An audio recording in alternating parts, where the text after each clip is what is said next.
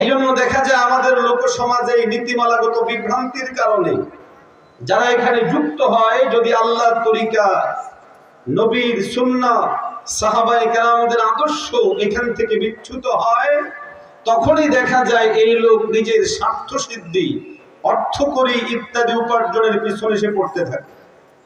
মোহতারাম হাজিরিন, আপনাদের কারো কারো মনে হয়তো আসবে যে হুজুর এই বিষয়ে ওয়াজ করছেন কেন? এই বিষয়ে ওয়াজ করার কারণ হলো ইবাদত, নামাজ, রোজা, হজ, যাকাত এগুলো আমরা বুঝলেও রাষ্ট্র পরিচালনাও যে ইবাদত এটা আমরা অনেকেই বুঝি না। ঠিক না? জোরে বলেন না।